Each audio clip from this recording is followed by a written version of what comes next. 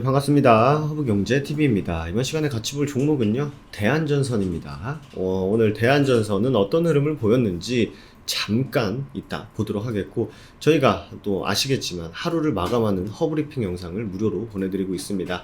저희 카카오톡 친구 추가만 하셔도 저희가 보내드리고 있으니까 하루 마무리는 꼭 허브리핑과 함께 해보시면 좋을 것 같고요. 허브경제TV가 1주년을 맞이했습니다. 대한전선은 사실 저희가 중간에 찍기 시작을 해가지고 완전히 이제 처음부터 끝까지는 같이 못했습니다만 앞으로 꾸준히 또 같이 하면 되는 거 아니겠습니까? 그래도 1주년을 맞이해가지고 다시는 없을 사상 처음으로 파격적인 이벤트가 지금 내일부터 시작을 합니다. 홈페이지 꼭 한번 보시면 좋을 것 같아요. 오늘 대한전선 어떤 이슈가 있었는지 한번 보도록 할게요. 미국 거의 모든 해안에 풍력 발전기를 세운다. 할랜드 내무장관님께서 해상풍력 관련해서 장기 플랜을 이제 공개하셨다고 합니다. 기후변화에 대응하고 또 일자리도 만들어내야 되고 청정 에너지 전환을 가속시키기 위해서는 해상풍력을 만들어야 된다. 미국의 해안가를 다 덮어버리겠다. 이런 계획을 내놨습니다.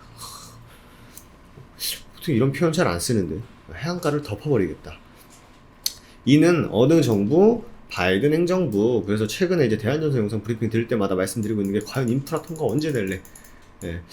이제 또 합의가 돼야겠죠, 사실. 그래서 이거는 사실 우리가 할 수 있는 거는 응원하는 것밖에 없습니다. 통과되라. 인프라 통과되라. 그러면 또 미국 발주도 많이 나오겠죠.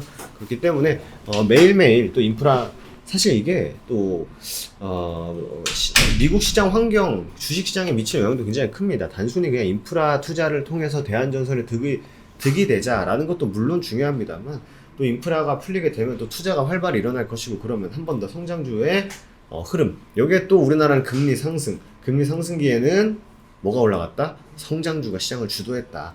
완전히 삼박자가 다 맞아 떨어지는 종목의 수혜가 대한전선이지 않을까. 여러분들만 알고 계세요.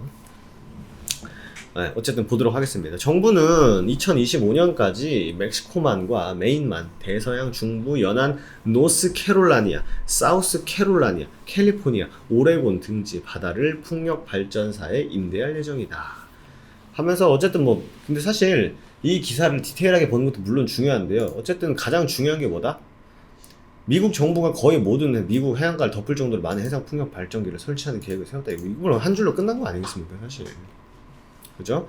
기후변화에 대응하고 일자리를 창출하면서 청정에너지 전환을 가속하는 방안을 추진하는 가운데 로드맵을 마련하고 있다.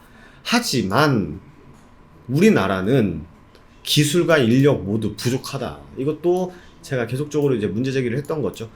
너무 추상적이다. 너무 사실 구체적이지가 못하다. 이거 도대체 그냥 말만 그냥 뻔질이하게 해놓고 실질적으로 도와주는 것도 없고, 빨리 할 수 있게 정부가 나서가지고 어떻게 해주는 것도 없는 그런 상황이기 때문에 그 부분은 매우 아쉽다라는 부분까지도 많이 말씀을 드렸었죠.